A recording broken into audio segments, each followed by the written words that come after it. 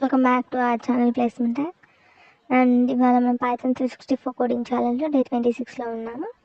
ఈ సిరీస్ అంతా కంటిన్యూ అవుతూ ఉంటుంది. So keep following us. And ఇవాళ క్వశ్చన్ వచ్చేసి ఏంటంటే Python program to generate n natural numbers. అంటే ఏం లేదండి, న్యాచురల్ నెంబర్స్ అంటే 1 నుంచి ఇన్ఫినిటీ, అంటే ఎన్ని నెంబర్స్ అయినా ఉండొచ్చు. ఈ సిరీస్ ఆఫ్ నెంబర్స్ని మనం న్యాచురల్ నెంబర్స్ అంటాము.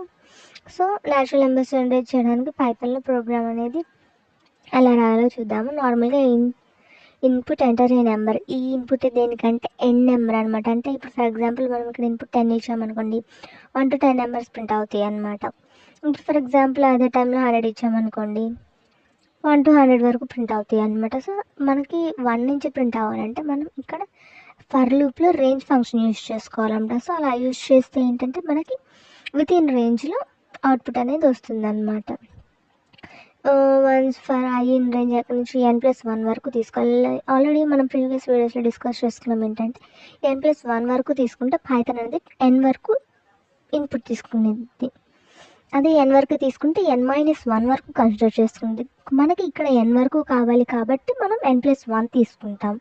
అండ్ దెన్ మనం ఇక్కడ నార్మల్గా ప్రింట్ ఐ చేసుకుంటే సరే మనకి అవుట్పుట్ అనేది న్యాచురల్ నెంబర్స్ అనేవి జనరేట్ అవుతాయి అనమాట. ఇప్పుడు ఫర్ ఎగ్జాంపుల్ మనం రేంజ్ అనేది 10 అని ఇచ్చాము. 1 2 3 4 5 6 7 8 9 10 చూసారా మనకు అవుట్పుట్ అనేది మీరు అబ్జర్వ్ చేయొచ్చు. 1 నుంచి ఇప్పుడు ఫర్ ఎగ్జాంపుల్ మనం న్యాచురల్ నెంబర్స్ అన్నాం కాబట్టి అక్కడ మనం 1 నుంచి ఇచ్చామన్నమాట. సో మనం న్యాచురల్ నెంబర్స్ కాదు అనుకుంటే 0 నుంచి అయినా ఇచ్చుకోవచ్చు. ఇప్పుడు మీరు అబ్జర్వ్ చేయండి, n+1 అని తీసేసాము, 10 ఇచ్చాము, మనకి 9 వచ్చింది. కానీ మనం n వరకు ఎక్కడ వరకు ఇచ్చింది 10 ఇచ్చాము. సో మనకు 10 వరకు కావాలి కాబట్టి మనం n+1 అని స్పెసిఫై చేసుకుంటాము.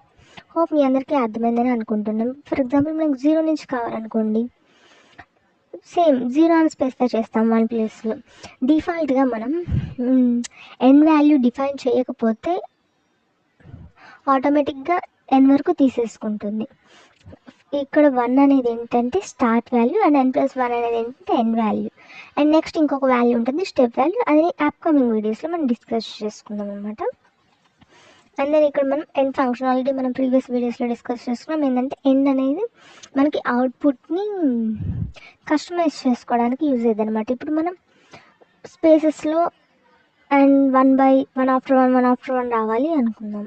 సో ఎండ్ ఫంక్షన్ని స్పెసిఫై చేసుకోవచ్చు. హోప్ మీ అందరికీ అర్థమైందని అనుకుంటున్నాం. సో ఇలా మనం డిఫరెంట్ టైప్స్ ఆఫ్ ఇన్పుట్స్ ఇచ్చి మనం ఎంతవరకు అయినా సరే నెంబర్స్ అనేవి ప్రింట్ చేసుకోవచ్చు, న్యాచురల్ నెంబర్స్. మీకు ఏమైనా డౌట్స్ ఉంటే కామెంట్ సెక్షన్లో పింక్ చేయండి. అండ్ ఇప్పుడు మనం 10 అని ఇచ్చాము,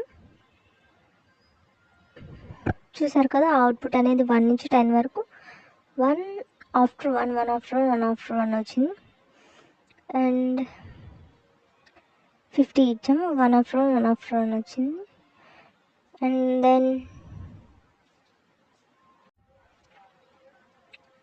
ఇక్కడ కామా ఇచ్చాము. సో మనకు అవుట్పుట్లో కామా వస్తుంది అన్నమాట. అంటే 1 ఆఫ్టర్ 1 కామాతో డివైడ్ చేస్తామన్నమాట అవుట్పుట్ని.